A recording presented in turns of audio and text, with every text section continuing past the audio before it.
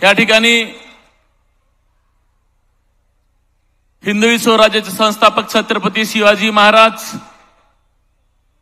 हिंदू हृदय सम्राट बाळासाहेब ठाकरे, भारतीय घटनेचे शिल्पकार डॉक्टर बाबासाहेब आंबेडकर आणि व्यसन मुक्तीचे प्रेरणाते महांतकी बाबा जुमदेवजी यांना मी अभिवादन करतो। तसेच सर्व समस्त संतांना सुद्धा मी अभिवादन करतो। या ठिकाणी आज पहिल्यांदा साहेब भंडारा जिल्ह्यामध्ये आणि गोंदिया जिल्ह्यामध्ये सुद्धा, कारण माझ्याकडे विशेषतः पक्षांनी भंडारा आणि गोंदिया जिल्ह्याची जबाबदारी दिली आणि आम्ही पहिल्यांदाच 100% भंडारा आणि गोंदियामध्ये 100% सीट लढवतोय साहेब, आणि आपल्या आशीर्वादाने या सीट 100% निवडून देतील। याकरिता उपस्थित झालेले आपले नेते, आपल्या पक्षाचे सर्व आणि महाराष्ट्राची तमाम महाराष्ट्राच्या बहिणीच्या लाडका भाऊ, म्हणजे तुम्ही लाडके बहीण तर आमच्या साहेब लाडके भाऊ, या आज भंडारामध्ये मी त्यांचं स्वागत करतो। आमचे सहकारी राज्यमंत्री आशिषजी जयस्वाल, वेळ बरच झालाय म्हणून मी कोणाचं नाव नाही घेत, आदरणीय मंच, सर्व जिल्हा प्रमुख, सर्व तालुका पदाधिकारी, नगर परिषदचे सर्व नगराध्यक्षाचे उमेदवार, सर्व नगर परिषदचे उमेदवार आणि सगळे कार्यकर्ते आणि इथे माझ्या समोर बसलेले जे अहोरात्र परिश्रम करतात, विधानसभामध्ये किल्ला राखला आणि आता ह्या नगर परिषदचा सुद्धा किल्ला राखणारे समस्त शिवसैनिक मित्र आणि बंधू आणि भगिनी, या ठिकाणी आपण विकासाची ही लढाई लढतोय साहेब। कारण मागच्या अडीच वर्षामध्ये आपण 3000 कोटीपेक्षा जास्त या मतदारसंघामध्ये कामं दिलेत आणि एकट्या भंडारा शहरामध्ये 700 कोटीपेक्षा नगर परिषदचा निधी दिले, 700 कोटीपेक्षा जास्त। आणि इतर विभागाचा जर निधी पकडला, जेव्हा आपण मुख्यमंत्री होते तर आम्ही तुमच्याकडे जी फाईल घेऊन जायचं ती फाईल आपण मंजूर करायची। असे भंडारा शहरामध्ये मग कलेक्टर ऑफिस असेल, तहसील ऑफिस असेल, एसडी ऑफिस असेल, कोर्ट असेल, पाहिजे ते योजना आपण मंजूर केलं। असे 1,500 कोटीच्या जवळपास आपण भंडारा शहरामध्ये काम सुरू आहेत आणि हे सगळे काम आपल्याला पूर्ण करायचे आहेत। काही कामं अर्धवट झालेले आहेत, काही काम 80% कामं झाले आहेत। प्रभू श्रीरामाची मूर्ती खांब तलाव ही आता 80% झालेला आहे आणि आपल्याला लवकरच 2-3 महिन्यामध्ये पुन्हा साहेबांच्या हातानं ते लोकांच्या हितासाठी, लोकांचे फिरण्यासाठी, लोकांच्या श्रद्धेसाठी तो खुला करायचा आहे। असं खांब तलावचं आता जवळपास पूर्ण झालेलं आहे काम साहेब। अनेक कामं आहेत, जल पर्यटनचं आहे, भंडारा चौपाटीचे काम आहे आणि सिवरेजचे काम पण मोठ्या प्रमाणात आहे, नाट्यगृहाचे काम आहे। ज्या भंडाऱ्यामध्ये ज्या योजना नव्हते ते योजना एकनाथ शिंदे साहेबांनी दिले आहेत, हे आपल्याला मान्यच करावं लागेल। आता कोणी किती म्हणत असतील की हे मी केलं, हे मी केलं, या बोलण्या फोकणाऱ्या बाजावरती आपल्याला विश्वास नाही ठेवायला पाहिजे। फोकणारे बोलणारे खूप आहेत, निवेदन देऊन पेपरमध्ये छापून जाणारे खूप आहेत, परंतु हा नरेंद्र भोंडेकर एकदा कामाच्या मागे लागला तर त्याच्या कामाचा पिच्चा जोपर्यंत मंजूर होत नाही, जोपर्यंत भूमिपूजन होत नाही, तोपर्यंत सोडत नाही, असा हा तुमचा नरेंद्र भोंडेकर आहे। आणि आम्ही त्याच भरोश्यावरती, त्याच धर्तीवरती महिलाच्या रुग्णालयासाठी आम्ही मागील 10 वर्षापासून आंदोलन केलेत। आमच्या महिला संघटनेने जवळपास 15 पेक्षा जास्त आंदोलन केलेत आणि अंगावर गुन्हे सुद्धा नोंदवून घेतलेत। शेवटी तो आज पूर्णत्वासकडे येत आहे, लवकरच तो महिला रुग्णालय सुद्धा सुरू होणार आहे। असे एक नाही अनेक प्रोजेक्ट आपण केलाय। आम्ही आज बुक साहेबांच्या हातानं बुकचं पण लोकार्पण करतो की आम्ही आमचे केलेले काम, आम्ही जे केलेले काम त्या कामाच्या पावतीवरती तुमच्या समोर भंडाऱ्याच्या जनतेसमोर येतोय। आम्ही काय करणार आहोत, कोणी काय केलं याच्यावर आम्हाला विश्वास नाहीये। कोणी आम्हाला किती टीका टिप्पणी करत असतील, कोणी आमच्यावर किती चौकश्या लावत असतील, त्याच्यावरती आम्हाला काय फरक पडणार नाही। परंतु आमचा मार्ग हा सत्याचा आहे, हा विकासाचा आहे आणि आम्ही हा विकासाचा रथ कधी थांबवणार नाही. मी सगळ्यांना सांगू इच्छितो, तुमच्यात दम असेल तर तुम्ही सुद्धा मोठे प्रकल्प आणा, तुम्ही सुद्धा निधी आणा, आम्ही तुमचा सुद्धा स्वागत करू, तुम्हाला सुद्धा मान्य करू. पण तुम्ही केलेल्या कामाची चौकशी लावणं, केलेल्या कामाला तुम्ही बोट लावणं आणि आपल्या जिल्ह्याची प्रतिमा खराब करणं हे काम आता थांबवलं पाहिजे. मी या ठिकाणी सांगतो, अश्विनी ही MBBS DGO आहे, ही उच्च शिक्षित आहे.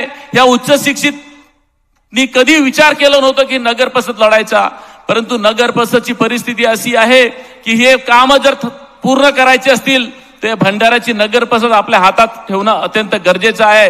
ही लढाई नरेंद्र भोंडेकरची नाही आहे, ही लढाई शिवसेनेची नाही आहे, ही लढाई भंडाराच्या समस्त नागरिकांची आहे, समस्त जनतेची लढाई आहे आणि ती लढाई अश्विनी लढत आहे. अश्विनीच्या उमेदवारीच्या जेव्हा आम्ही सगळ्यांनी ठरवलं होतं तेव्हा सगळ्याच आम्ही पक्षांनी एकत्र सगळ्या टीम बनवली, 30 लोकांची टीम बनवली आणि 30ही लोकांनी ठरवलं की अश्विनीला तिकीट द्यायचा. अश्विनी बोलली की मी MBBS आहे, माझा दवाखाना आहे आणि मी माझ्या दवाखान्यातच खुश आहे. परंतु आम्ही सगळ्यांनी आग्रह केला साहेब आणि आम्ही विनंती केली की अश्विनी ही माझ्या 4 निवडणुकीमध्ये घरापर्यंत पोहोचलेली आहे आणि लोकांना तिला जास्त समजवायची गरज पडणार नाही, कारण ती उच्च शिक्षित आहे, तिचा स्वभाव चांगला आहे आणि या सगळ्या परिस्थितीमध्ये ती लवकर लोकांना कन्व्हिन्स होईल आणि याच्यासाठी आम्ही सगळ्यांनी तिला कन्व्हिन्स केला. परंतु तिनं एकच शब्द दिला की मी ही नगर परिषदेची निवडणूक पहिली आणि शेवटची म्हणून लढीन.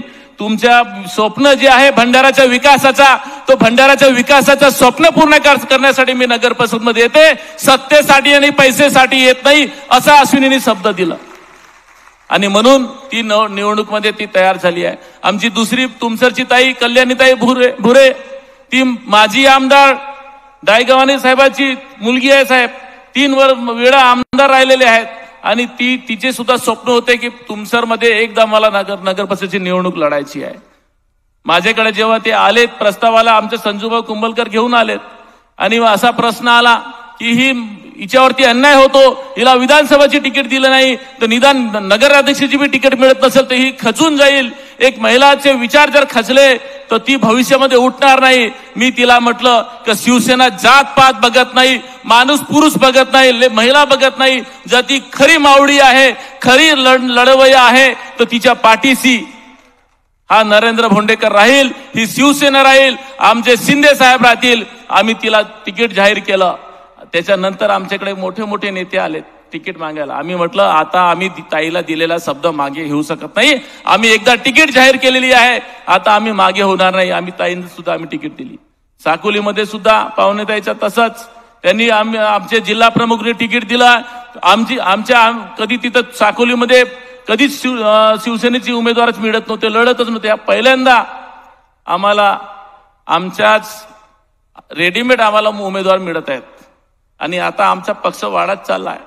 आता काही लोकांच्या पोटात दुखत असेल तर आम्ही काय करू शकतो? आमचा पक्ष वाढवण्याचा अधिकार आम्हाला आहे, पण आम्ही कधी कोणाला टीका टिप्पणी करत नाही, कधी कोणाला गालबोट लावत नाही. परंतु आमच्या महिलावरती जर कोणी टीका टिप्पणी करत असेल तर त्याला आम्ही सोडणार सुद्धा नाही, हे तेवढंच खरं आहे. आमच्यावरती या भंडाराच्या इतिहासामध्ये कधीच राजकारणाची पातळी गाठली नाही. राजकारण एकदम सभ्यतेनं राहिलेलं आहे, पण पहिल्यांदा आता हा राजकारणाची पातळी गाठत आहे.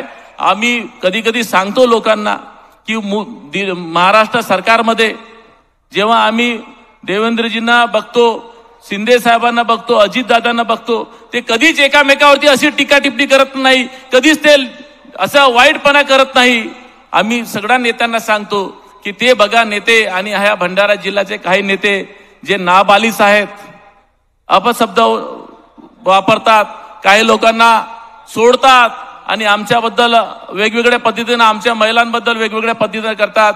मी आग्रहाची विनंती करेन साहेब आपणास की ह्या सगळ्या वाईट प्रवृत्तीच्या लोकांना आपण थांबवायला पाहिजे. गरज पडली तर देवेंद्र फडणवीस मुख्यमंत्री साहेबांना सुद्धा आपण विनंती करावं की शेवटी आपण मित्र पक्षामध्ये आहोत, शेवटी आपल्याला एकतेच राहायचं आहे, उद्या आपल्याला एकत्रच यायचं आहे. उद्या जर कोणाला MLCची गरज पडली, कुणाला पदवीधर मतदारसंघाची गरज पडली तर मग आमचे दरवाजे दिसतात साहेब, आमच्याकडे येतात, सगळे चक्रा मारतात. परंतु जेव्हा आम्हाला गरज पडते म्हणजे आम्ही आमच्या निवडणुका पण लढायचं नाही, आम्ही आमचा पक्ष पण वाढवायचा नाही, आम्ही आमच्या महिलांना पण उमेदवारी द्यायचं नाही, ही जर हुकुमशाही हे दाखवत असतील तर हे कुठेतरी थांबवायला पाहिजे साहेब. आमचा पक्ष सुद्धा आम्हाला आम्ही जर कोणाचे वाईट बघत असेल, आम्ही कोणाला वाईट बोलत असेल तर आम्ही दोषी.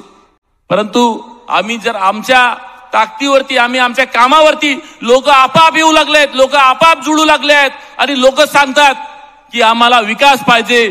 पुरे झाला आता जातीपाती धर्माचं राजकारण. आता आम्हाला भंडारा चांगला सशक्त घडवायचा आहे. आता आम्हाला हिंदू मुस्लिम शीख ईसाई हम सब है भाई भाई असा आता नारा देऊ लागले आहेत लोक. ही परिस्थिती आता भंडाऱ्यामध्ये.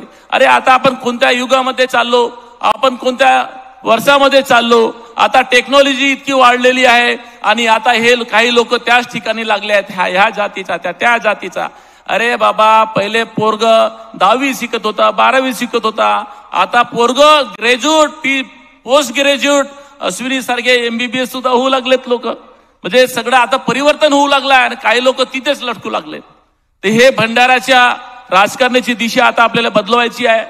साहेब आपल्या पाठीशी आहेत, साहेब आपल्याला ताकदीनं आपले सहकार्य करतात आणि जेव्हा जेव्हा साहेब आलेत भंडाऱ्यामध्ये तेव्हा तेव्हा काही ना काही देऊन गेले. मला खात्री आहे आज जरी आचारसंहिता असेल पण आचारसंहिता संपल्यानंतर जलपर्यटनासाठी जेवढे निधी लागेल तेवढे साहेब देतील. संत जगनाडे महाराजांसाठी जे पवनीमध्ये आपण 52 एकरची संत जगनाडे महाराजाचा स्मारक बांधतोय त्याच्यासाठी निधी देतील. भंडाऱ्यामध्ये अनेक बालोद्यान आहेत, संभाजी महाराजाचा असेल, शिवलिंग आपल्या शिवसागरचा असेल, किंबहुना आपल्या खांब तलावाचे अर्धवट काम असतील, सगळ्या कामांना निधी कमी पडू देणार नाही साहेब, हे आम्हाला खात्री आहे. आणि बरेच लोकांच्या मनामध्ये आहे की वर्षभरानंतर आमचा नंबर लागेल की नाही लागेल. तर तुम्ही काळजी करू नका. साहेबांनी मला काही दिवसापूर्वी सांगितलं होतं, नरेंद्र तुझे कुछ तो बळा देण्याला आला हूं. तर ह्या भंडारा जिल्ह्याचा नेतृत्व सुद्धा नरेंद्र भोंडेकरच करणार आहे. या 4 नगर परिषदला कमी पडू देणार नाही. तुम्ही ह्या 4 नगर परिषदचे नगराध्यक्ष निवडून द्या, सगळे नगरसेवक निवडून द्या. आमच्याकडे धनशक्ती नसेल पण जनशक्ती आहे. आम्हाला काही लोक सांगतात, अपप्रचार करतात, परंतु मी इथल्या सगळ्या तमाम माझ्या माता भगिनी माझ्या मित्रांना सांगतो, आम्ही धनशक्तीनं लढणारे नाही आहोत, आम्ही जनशक्तीनं लढणारे आहोत. आमची जनशक्ती चांगली होती म्हणूनच अपक्ष मला 19 मध्ये निवडून दिलं, म्हणून आम्ही सगळे नेते माझ्या विरोधात होते तरी तुम्ही मला 24 मध्ये 40,000 मतांना निवडून दिलं. ही जनशक्ती आहे, ही सेवा शक्ती आहे. आणि आपण ह्या निवडणुकीमध्ये सुद्धा अश्विनी असेल किंवा आपली कल्याणीताई असेल किंवा आपली साकोलीचे ओनेकर ताई असेल, या सगळ्यांनाच आपण आपल्या जिथे जिथे ओळखी पाळखीचे असतील त्या सगळ्यांना सांगा, कारण विकासाचं राजकारण आता व्हायला पाहिजे. साहेब कधीच, आपले शिंदे साहेब कधीच कोणावरती टीका टिप्पणी करत नाही, फक्त गेम करतात. गेम करतात की नाही? आमचा वाघ कसा आहे? आमचा वाघ मजबूत आहे आणि आम्हाला अभिमान आहे आमच्या वाघावरती, आमच्या शिंदे साहेबावरती. आम्हाला भंडाराचा विकास करण्यासाठी ते आमच्या सोबत राहतील, कधी पण ते सोडणार नाही. आणि आमची लढाई ही सत्यासाठी आहे, भंडाराच्या विकासासाठी आहे, कोणाच्या टीका टिप्पणी करण्यासाठी नाही आहे. पण साहेब जर आमच्यावरती खालीच्या पातळीवरती टीका टिप्पणी करत असतील, आम्हाला फसवण्याचा प्रयत्न करत असतील, तर भविष्यामध्ये कुठलीही निवडणूक झाली, मग ते पदवीधर मतदारसंघाची असेल किंवा स्वराज्य संस्थेची असेल, मग आम्हाला सुद्धा विचार करावा लागेल की आम्हाला इतक्या ताकदीनं आम्हाला विरोध करतात. मग हे आमचे लोकांचे मन दुखलेत. आमची भागवताई त्या 3 दिवसापूर्वी धडाधड रडत होती, ती पण चांगल्या घराण्याची, उच्च भंडाऱ्यामध्ये टॉपच्या उद्योगपतीची पत्नी आहे. जर असे काही ना काही गालबोट लावण्याचे, अरे जे वार करायचे आहे तुम्ही आमच्यावर करा, जे तुम्हाला भाषणबाजी करायचे आमच्यावर करा, आमच्यापेक्षा जास्त काम करायचं असेल तर तुम्ही करा. परंतु महिलांच्या बद्दल तुम्ही अपशब्द वापरत असाल, महिलांच्या बद्दल चुकीच्या करत असाल तर हे राजकारणाला न शोभणार आहे. म्हणून मी एवढंच सांगेल, आपण मित्रासारखे लढूया, मित्रासारखे भांडूया आणि निवडणूक झाल्यानंतर मित्र पुन्हा बनूया आणि भंडाऱ्याचा विकास साधूया. मी एवढंच या ठिकाणी सांगतो आणि माझ्या शब्दांना विराम देतो. जय हिंद, जय महाराष्ट्र, धन्यवाद.